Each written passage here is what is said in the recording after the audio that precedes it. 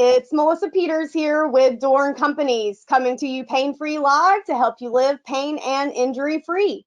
Thanks for tuning in today for another episode of the Injury Prevention Academy, where we feature experts who provide insight into topics related to pain management, injury prevention, and ergonomics, with the goal of helping you support the safety and well-being of your employees. For over 20 years, DORN has led the cutting edge of workplace safety solutions, offering holistic, proactive strategies to help organizations in all sectors reduce injuries, cut costs, and boost productivity. With an annual ROI of over 600% and a reach of over 100,000 employees, we've saved employers over $100 million in workers' compensation and healthcare claims and costs.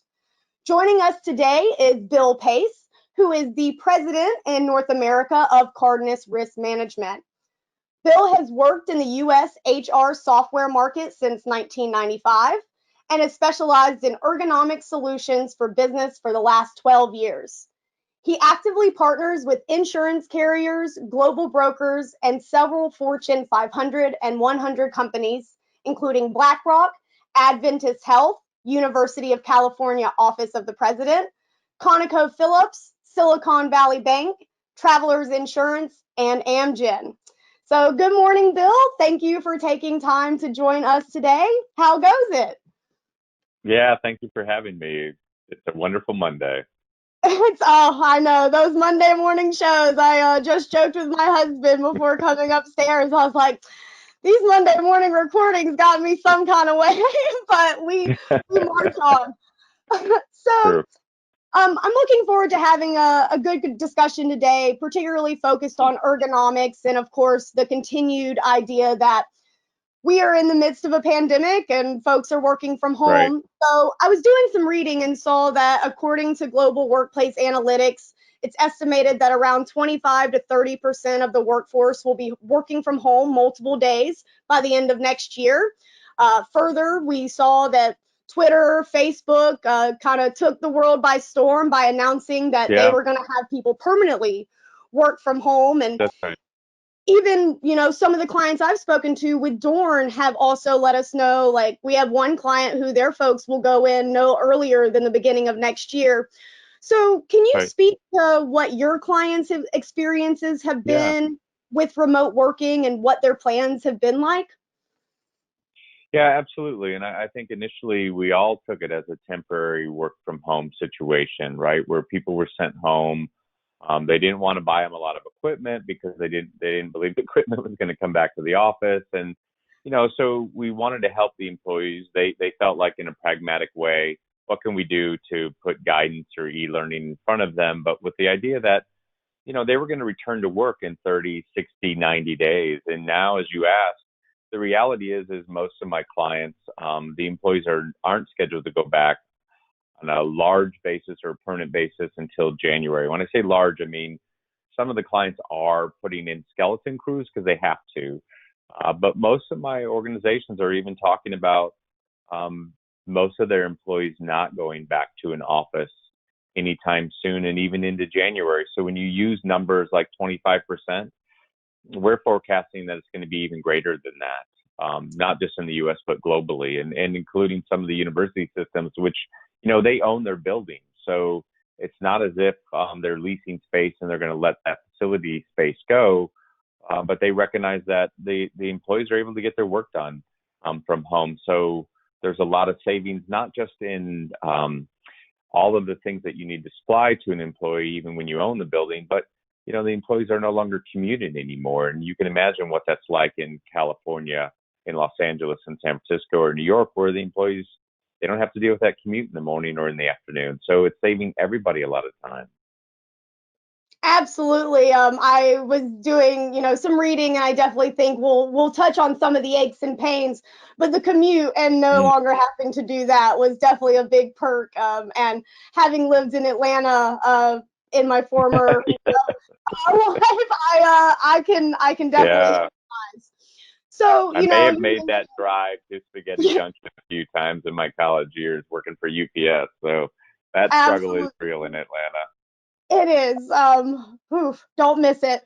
So you mentioned, a lot of people, we really thought this was going to be temporary, but now, we're all trying to evolve and adapt. So just generally Yeah. speaking, what are some challenges that remote workers face due to this now potentially permanent idea of working from home?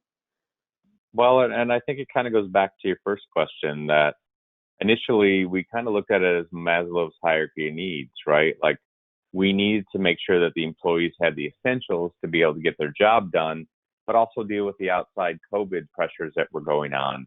Kids weren't at school. Parents or grandparents were in nursing centers that you couldn't have access to. So there was all these other influences that were happening that dealt with how do I just establish a baseline of I need to work from home. Is my IT working or not? Is my software, my connection to the servers? So when I say Maslow's hierarchy of needs, that also meant being able to do your job or perform your duties during the day. So there was a lot of leeway and forgiveness from clients in helping employees transition to that lone worker. And if you remember, we had shortages in toilet paper, right? So that became part of Maslow's hierarchy of needs to the point where about 3 to 4 weeks into it, we saw this transition that the employees had the things that they needed to work from home. The grocery stores, everything's kind of settled down, but now we needed to work with them on establishing a routine, on helping them with their ergonomics, because discomfort was now creeping up when we were running around trying to figure things out for 3 to 4 weeks and trying to get things established with our kids, with our grandparents or partners who may be sick or may be in the hospital or nursing home that we couldn't access, that to the point where we could actually establish a routine and recognize things that we can control and couldn't control. And so then it became, well, how much longer is this going to last? And what do we need to do for the employees now that we know they've been in it 4 weeks and there's other help that we need to provide for them? So even from our part, we went from just providing the e-learning of helping the employees with movement and well-being and posture to then providing a risk assessment, because we wanted to understand what are some of the root cause issues that the employees are experiencing that their employer really needs to help them with. And it may not be that they need a sit-stand desk or ergonomic chair. It may be that they need help in other areas. And that's kind of what we were finding. It wasn't necessarily the need for high-end office furniture at their home. It was other things that were kind of creeping up, and we were able to measure that in the risk assessment. I think that's the value of understanding what's going on with your employees as a whole. Absolutely. And so I want to dive a little bit deeper into that because, on the whole, I think that we look at the home and, you even mentioned the no commuting and different things that I think, Yeah. we at home, working from home is the safest environment. But the notable exception is ergonomics. So, Right. I myself have had to work from my Right. dining room table. So, Right. can you give like a big picture, like what have you heard as far as the struggles of getting ergonomics and the appropriate support for those people who are working remotely?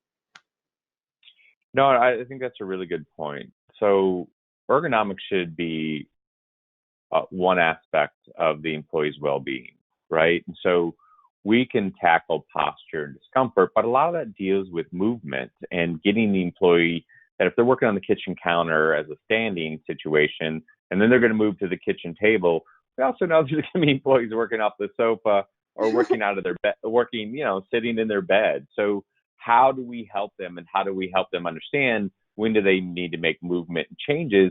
But some of the other things that come up are from a safety standpoint, right? So now that not just you're the only one home, but you may have children, you may have, other people living with you at the time, that in a safety aspect, plugging in all this new IT equipment, are you actually plugging them in the best way? So are you overloading your surge protectors? There's fire hazards that we have to worry about, electrical hazards. And do you actually have a fire safety plan in case of emergency? So there are other things that kind of creep along from the safety aspect. And then from the well-being, we talked a little bit about routine, but it's also about sleep, and it's also about eating right. Because now, guess what? We have access to the kids' pantry with all of their snacks. And maybe that's not the best thing for us, right? But then what we lost is we lost that ability to connect with our coworkers. So that, as a society in the U.S., we like to take breaks with each other, either meeting at the water cooler or grabbing a cup of coffee or even going out to lunch together. We may not work together, but we meet up with our friends or people in the area to have lunch, and all that went away. So, it's finding ways to connect with other people. And so it wasn't just, I feel like ergonomics was one part of it, but then there was all of these other driving factors that were impacting the employees that, we just tried to encourage changes in all of those behaviors. So we're no longer a lone worker, and feel connected with the community. Absolutely. And I definitely want to come back to the mental health aspect in just a moment. I know, when it comes to ergonomics, so we at DORN, we've actually started doing some virtual ergonomic evaluations. And, I've Yeah. got to speak with a few of our ergonomists about just the situation that people have. I was Yep. reading one that only about 35% of folks have a designated home office. I know That's in right. my case, I actually just kicked my husband out of our home office prior to this, Right. as Right. we That go back struggle's and real forth. too. So Right. we've definitely had to adapt, as other people have, and start Mm. offering self-care sessions virtually, because people don't realize people are even working more sometimes at this case, because they don't unplug, and that's where I want to go next. So That's right. what Yep. I've seen over and over is that work-life balance is something that we're all kind of in a brave new world trying to figure out. We like the freedom and flexibility, but then we realize, like, oh, I took 30 minutes to take a walk, so now I need to make that up later. So we can't unplug, and I'd like to Right. address that from two Right. areas. So first, I want to talk about liability. So you mentioned a routine. So when it comes to employers, how do you establish that time that a worker's on the clock versus when they're not, and how that plays a role in work-related injuries?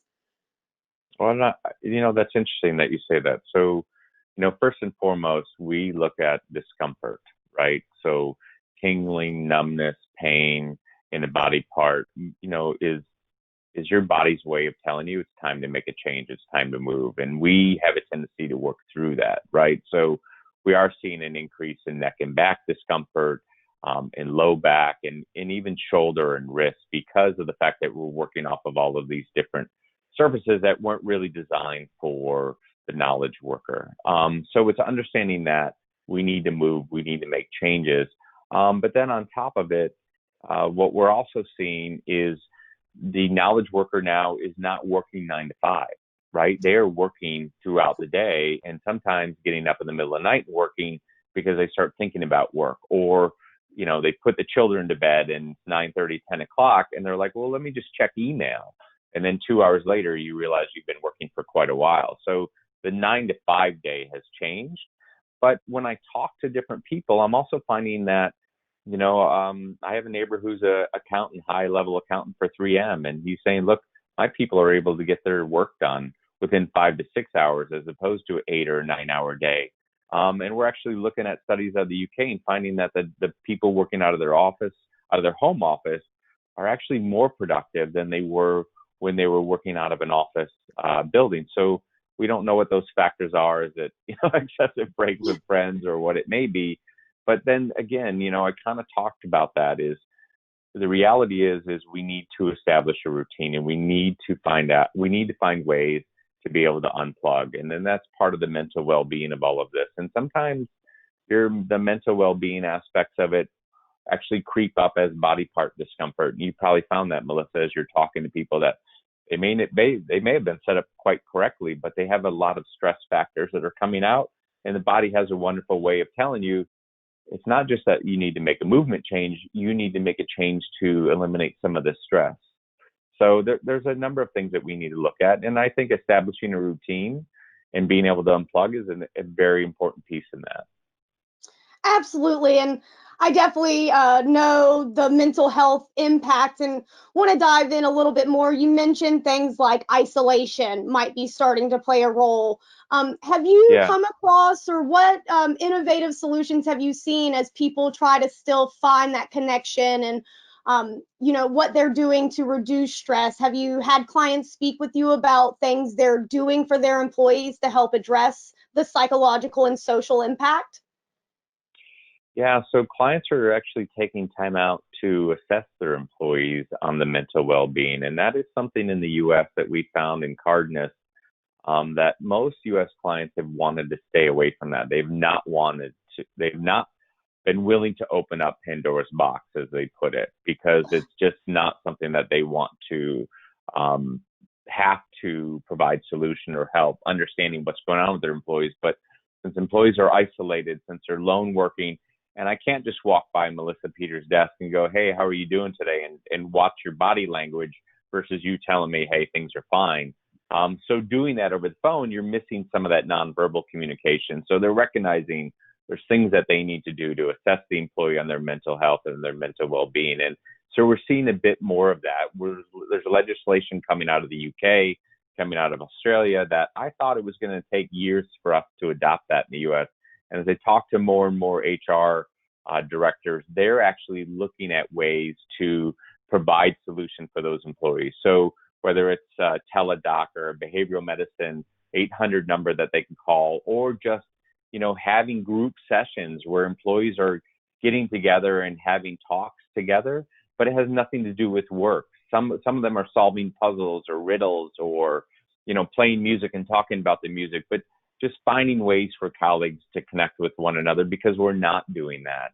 And it is a bit of a mental struggle because we're social animals, right? So I do foresee that is one of the positives that's going to come out of this pandemic, is that U.S. employers are going to start embracing the mental health and the mental well-being. It doesn't just impact productivity, but it impacts the overall well-being of our employees and helps them get through the day and live better lives. And ultimately, that's what we want. Absolutely. So switching gears a little bit, another group that, I think we're all actively watching the debates over school and the resumption of people going there. But it does look like, at least for the foreseeable future, that, kids, adolescents, and young adults in college are looking like they might be at home for a bit. So I kind of want to get your take on, we talk about ergonomics for the workforce a lot, and that might make people adults. But to start, can you speak to the situation of my humble generation, millennials, Gen Z, and how the fact that our experience of using technology all day, every day, what does that mean for our health and well-being and pain and discomfort? So we as organizations and companies put in quite a bit of resources to make sure that our employees have the right posture, have the right support, have the right training as to how to utilize technology, work with their work surface and their chair. We spend a lot of time and resources and research and putting solutions together to help our employees to remove the factors that are impeding performance and putting them at risk. What we don't do is we don't apply this to our children for the most part. So part of our corporate social responsibility program, we've been doing this for over 5 years now, is putting out resource guides for teachers and parents, and then also apps for children, because what we find is, despite the fact that we're doing all of this for our workers and our colleagues, the reality is kids are tethered to technology for 7 to 9 hours a day, and they tend to be in worse postures than our employees ever would be.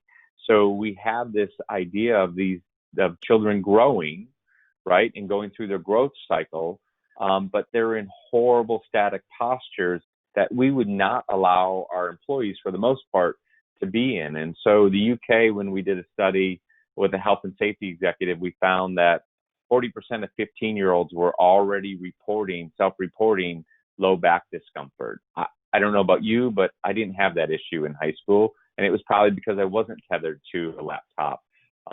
We actually talked to a global entity out of Houston, and we're talking to their HR director 3 years ago, and she went back and looked at all of their data on the health insurance side and found that of their employees that were engineers and had gone through master's school and were actually employed in the last year, so the new people entering the labor force for them, that had at least gone through a master's program, they found that the majority of those employees were taking the 91st day off of work. The reason why Wow. they were taking the 91st day off of work, healthcare kicked in. The number one item or number one claim that was going on was low back issue. So the reality is you have people that have been slouched over laptops, and as you, Melissa, pulled up your phone, looking down at your phone. So there's low back, there's neck and back issues that have been going on, and the reality is we're finding out that it's happening at an earlier and earlier age. So we know that this is something that we certainly need to get ahead of. And obviously you have it up on the screen, but we have wonderful resources that have been set up to help parents, help teachers guide their children, not just on the posture, but to get them to take breaks, to get them to not be tethered to technology for 7 to 9 hours a day. Yes, absolutely. Whenever I was looking into this, when I saw this first stat that 72% of elementary school children have suffered back or neck pain in the past year, my mind was absolutely just flabbergasted. It's like, but aren't you just supposed to be outside playing and doing, or and doing Yeah. fun stuff in your yard? Yep. So I do have, for those who are watching, there's this product called Healthy Working Move. Do you want to give a little bit of insight into what this resource offers to students and teachers and parents, and just the importance of establishing good ergonomic practices from a young age? Yeah, I appreciate that, Melissa. I mean, we recognize that we need to be pragmatic about this, right? You're not going to give a sit-stand desk to a child, but what you may do is recognize that most girls are going to sit Indian style with their laptop. So, it's not just about having it on their lap, but maybe they use a pillow to bring the laptop up and also keep the heating source away from their pelvic area. And then also on top of it, by bringing the laptop up, it means they're not going to be slouched over so much looking at the screen. But the most important piece out of all of this is not just kind of bringing up a pillow to change them and create a little bit more of a neutral posture, but it's getting them to take breaks. We talk to children and we find out that they talk about their hands and their fingers turning numb and losing the sensation. But they go, you know what, we just work through it because we know our friends are like that as well. And so that's the change that we need to make, is getting them to understand as well, unfortunately, that discomfort is their body's way of telling them to move. Because think about how when we would do story time and teachers would be reading to us and we'd be sitting on the floor, how fidgety were you? How many times did you change during that, even just 30 minutes of story time? You changed constantly. Kids are not doing that with technology, and we need to reinforce that. So truly, Healthy Working Move is designed not just to help the teachers, but there's apps for the children that take them through things that they can be doing and helping them understand, from a 4 to 7-year-old, there's an animated cartoonish storybook to take them through. From the 11 to 16-year-old, taking them through gaming and some of the things that they may be involved with. And then, for the high school to pre-college child, is taking them through other things that they could be doing. Again, we recognize they're going to sit on the floor. We recognize that they're going to be sitting on the sofa. But what changes can you make to adapt to that, so that way you're not exacerbating any risk or discomfort issues that can kind of lead to long-term pain or problems? Excellent. That is, I very much appreciate knowing those resources are out there. For anyone out there listening, the site you can go to is ergo4students.com. I hope people can take advantage of that, especially, I really think that I had a ergonomist joke with me the other day. She was like, I found that it takes 4 to 6 weeks to establish good behaviors and 48 hours to lose all of it. So maybe the idea of starting a little bit young will benefit those Yeah, to come in the future. yeah, absolutely. So Absolutely. thank you so much, Bill, for taking the time to speak with me. I Yeah, hope folks out there got some useful information, and that we can all do a little bit more to not only yeah, address the pain and discomfort that might be associated with working from home, but also take care of ourselves a little bit more, because that's looks right. like looks like the Twilight Zone might be here for a while. So thank you to everyone out there. Thanks again, Bill, and hope everyone joins us again in a couple of weeks for our next episode. Yeah, thank you, Melissa, and thank you for giving me and Cardinus a voice today. Thank you. Absolutely.